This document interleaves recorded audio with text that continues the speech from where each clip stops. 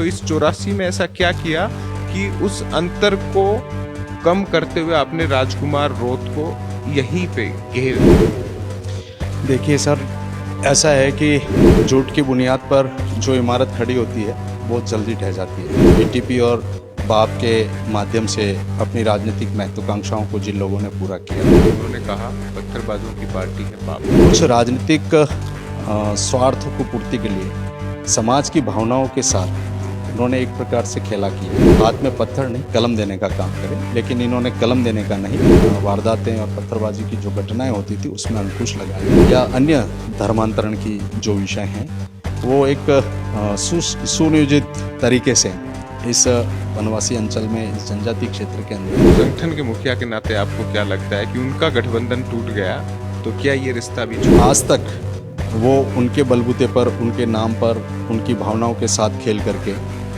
कांग्रेस ने लंबे समय तक शासन किया।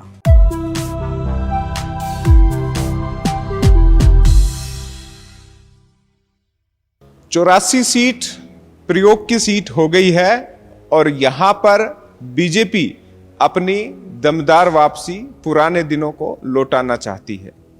बाप पार्टी कोशिश कर रही है कि ये सीट राजकुमार रोत की है जो उनकी पार्टी के नेता हैं, तो सीट को बचाया जाए और मार्जिन वही 70,000 के करीब रखा जाए।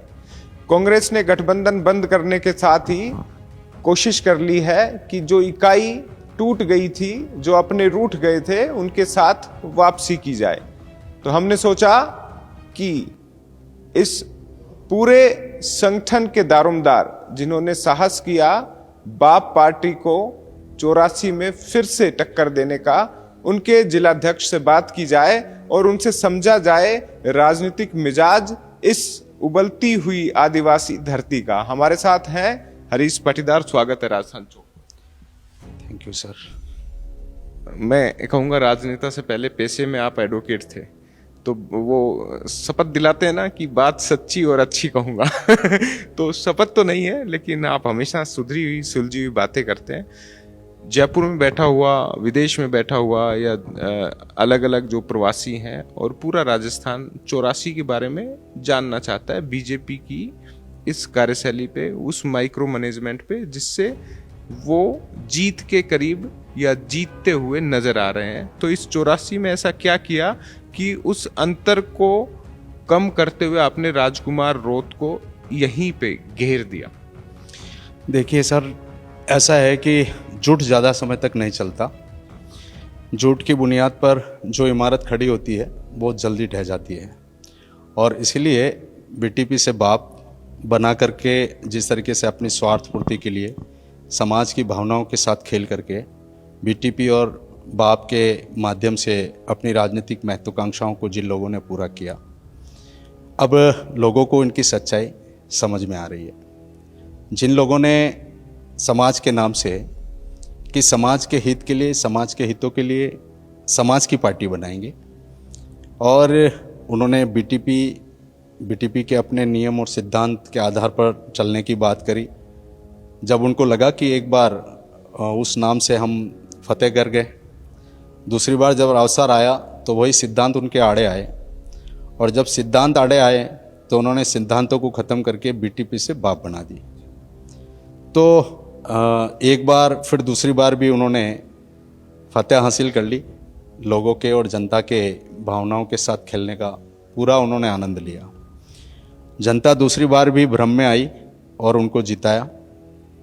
तीसरी बार जब वो सांसद के रूप में वापस आए तो जनता फिर उनके बहकाव में आई।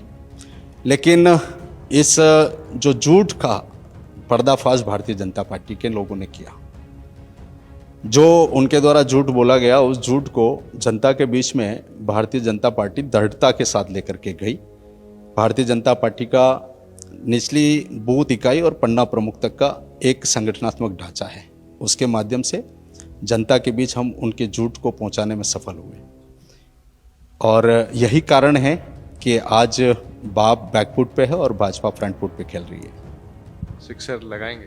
बिल्कुल 100% फतेह भाजपा की होगी। आप संगठन के मुखिया हैं तो कुछ बातें राजनीति की करेंगे और सीधी सट करेंगे। बाबूलाल खराड़ी जी से अभी आज बातचीत हुई, उन्होंने कहा पत्थरबाजों की पार्टी है बाप, और पिछले दिनों कुछ घटनाक्रम भी ऐसे हुए। आप क्या सोचते? देखिए, ये हमारा जो टीएसपी क्षेत्र है, यहाँ की हमारी जो जनता बहुत भोली भाली जनता है। आदिवासी समाज इस क्षेत्र के में शांति और अमन से जीना चाहता है, और ऐसी हमारी सनातनी परंपरा और स्वच्छ परंपरा इस वागड़ क्षेत्र की रही है। लेकिन उतना ही वो भावुक भी है और संवेदनशील भी है, और इसीलिए कुछ राजनीतिक स्वार्थ को पूर्ति के लिए समाज की भावनाओं के साथ उन्होंने एक प्रकार से खेला किया है। समाज की भावनाओं के साथ उन्होंने खिलवाड़ किया, और उन भावनाओं का उन्होंने पूरा राजनीति के रूप में दुरुपयोग किया है। और इसी वजह से जिस तरीके से बाप पार्टी के नेताओं ने समाज के उन युवाओं के अंदर उन्होंने अपने बच्चों को तो अच्छे विद्यालयों में पढ़ाने के लिए भेजा, और जो यहाँ का हमारा समाज का, आदिवासी समाज का जो युवा है, जो एक प्रकार से तरुण अवस्था में है, जिसकी मनस्थिति सोचने समझने में इतनी परिपक्व नहीं है, तो उसको एक राजनीतिक क्षेत्र का एक उन्माद पैदा करके जिस तरीके से राह भटकाने का काम किया, और जिसके हाथ में कलम होनी चाहिए, और राजनेता को चाहिए और समाज सेवक को चाहिए कि वो अपनी समाज की युवा पीढ़ी को हाथ में पत्थर नहीं कलम देने का काम करें। लेकिन इन्होंने कलम देने का नहीं, अपने राजनीतिक स्वार्थों के लिए इन्होंने पत्थर पकड़ाने का काम किया। इसलिए आज हमारे क्षेत्र का आदिवासी युवा भटक गया है, और यही कारण है कि जो इस क्षेत्र के अंदर जो पत्थरबाजी बढ़ी है वो इस बाप पार्टी की एक प्रकार से सौगात है। सरकार आपकी है, अब हमें आपको लग रहा होगा कि जैसे ही 11 महीने से माननीय भजनलाल जी की हमारी सरकार है, और सरकार के दौरान एक स्वस्थ और स्वच्छ सुशासन देने का काम किया है। पिछले समय से जब कांग्रेस के शासन में जिस तरह से पत्थरबाजी की वारदातें और पत्थरबाजी की जो घटनाएं होती थी उसमें अंकुश लगा है, और निश्चित रूप से आने वाले समय में इस पे पूर्ण रूप से अंकुश हमारी भजनलाल जी की सरकार, भाजपा की निज सरकार जरूर लगाएगी। एक बड़ा मुद्दा यहाँ पे धर्मांतरण भी लगा मुझे, उस पर बाप पार्टी का अपना है, कांग्रेस का अपना रुख है, बीजेपी क्या? देखिए साहब, ये धर्मांतरण का विषय आज से नहीं है। पूरे देश भर में आप कहीं भी जा कर के देख लीजिए, जहाँ हमारा जनजातीय समुदाय है, उस समाज के अंदर जिस तरीके से शिक्षा की कमी और आर्थिक कमज़ोर होना, उसका लाभ उठा करके एक प्रकार से अंतर्राष्ट्रीय ताकतें, चाहे ईसाईकरण हो या अन्य धर्मांतरण की जो विषय हैं, वो एक सुनियोजित तरीके से इस वनवासी अंचल में, इस जनजातीय क्षेत्र के अंदर बहुत लंबे समय से चल रहा है। लेकिन उस पर जो राष्ट्रवादी संगठन हैं, उस पर बहुत सारे लगातार प्रयासों के बाद यहाँ अब थोड़ा अंकुश लगा है। लेकिन फिर भी जो राष्ट्रीय ताकतें हैं, जो धर्म विरोधी ताकतें हैं, जो सनातनी विरोधी ताकतें हैं, वो भी इस क्षेत्र में काम कर रही है। लेकिन इस पर भी हमारी सरकार जरूर कठोर कदम उठाएगी। एक और सीधा सा सवाल, मुस्लिम कांग्रेस का वोट बैंक माना जाता था, और बीटीपी आने के बाद और कांग्रेस के गठबंधन के बाद उन्होंने बीटीपी को वोट दिया जब लोकसभा चुनाव आए। अब संगठन के मुखिया के नाते आपको क्या लगता है कि उनका गठबंधन टूट गया तो क्या ये रिश्ता भी छूट गया?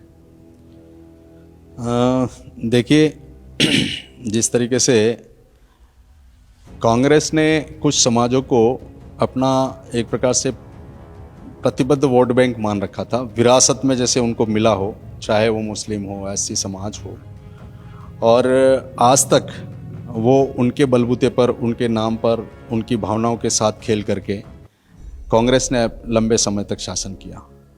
और धीरे धीरे जब उनकी सच्चाई इन समाज और वर्गों को लगी तो वो बंटने लगा। उन पे, भाजपा पे भी उनकी विश्वास बढ़ा, और समय रहते जब उनको लगा कि नहीं, हमारे हितों की सुरक्षा या हम लोगों का, हम समाज का उत्थान भारतीय जनता पार्टी कर सकती है, तो निश्चित रूप से समय समय पर उन्होंने ये सारे विषय रखे। लेकिन अभी पिछले समय में जब इस वागड़ क्षेत्र के अंदर बाप का प्रादुर्भाव हुआ तो कहीं ना कहीं कांग्रेस से ये वोट बैंक फिसल करके बाप के साथ जुड़ा। लेकिन अब देख रहे हैं वो कि बाप के साथ भी वो अपने आप को सुरक्षित महसूस नहीं कर रहे हैं। उनको लग रहा है कि यहाँ भी हमारे साथ धोखा होगा। बीजेपी को उम्मीद है क्या? देखिए 100% हम किसी भी वर्ग, हम क्योंकि 36 कौमों को साथ में लेकर के चलने का हमारा एक स्वभाव है, नीति और सिद्धांत है पार्टी की। हम सबको गले लगा करके चलते हैं, इसलिए किसी से हम नाउम्मीद नहीं हैं, उम्मीद सबसे रखते हैं। अंतिम सवाल ले लेते हैं। सत्ता आपकी है, चुनाव में इसका फायदा मिल रहा है कि जनता डबल इंजन की सरकार को ट्रिपल इंजन बना दे? बिल्कुल। अभी हम पिछले 1 महीने से 84 विधानसभा क्षेत्र में चुनाव को लेकर के जिस तरह से फील्ड में जा रहे हैं तो जनता का मन बन चुका है। जनता के अंदर ये स्वीकार्यता बढ़ गई है कि माननीय भजन लाल जी की और हमारे देश के यशस्वी प्रधानमंत्री नरेंद्र मोदी जी की देश के अंदर जो डबल इंजन की सरकार है स्टेट और हमारे देश के अंदर, उस सरकार के माध्यम से ही इस क्षेत्र का और 36 कौमों का विकास हो सकता है। इसलिए जैसा अभी जनमानस जो है वो भाजपा के साथ है और निश्चित रूप से 13 तारीख को जो मतदान होगा, जो मत प्रतिशत होगा और 23 को जो परिणाम होगा वो पूरे प्रदेश को चौंकाने वाला होगा। तो हमारे साथ थे हरीश पाटीदार। संगठन बेहद महत्वपूर्ण भूमिका निभाता है चुनाव के समय और सत्ता आने के बाद भी। कार्यकर्ताओं की पार्टी बीजेपी कही जाती है, नए सदस्यता अभियान के तरीके जम भर रही है और कोशिश कर रही है कि 84 जो मुश्किल सीट मानी जाती थी उसे आसानी से जीते। खैर, फैसला 13 नवंबर को होना है और हम हमेशा कहते हैं मतदान आपका संवैधानिक अधिकार है, उपयोग कीजिएगा। 13 नवंबर को मतदान अवश्य कीजिएगा। वीडियो जर्नलिस्ट सुरेश शर्मा के साथ अंकित तिवारी, राजस्थान चौक, सीमलवाड़ा 84। प्रदेश के सभी व्यापार उद्योग जगत के लिए दीपावली के हार्दिक शुभकामनाएं और बधाई। मां लक्ष्मी की कृपा आप सब पे बनी रहे। सभी प्रदेशवासियों को राजस्थान प्रदेश कांग्रेस कमेटी ओबीसी विभाग की तरफ से दीपावली की हार्दिक शुभकामनाएं। आने वाला वर्ष आपके लिए मंगलमय हो। मैं पूरे देश और प्रदेश और राजस्थान के सभी लोगों को हार्दिक बधाई और शुभकामनाएं देता हूं इस पावन पर्व दीपावली पर।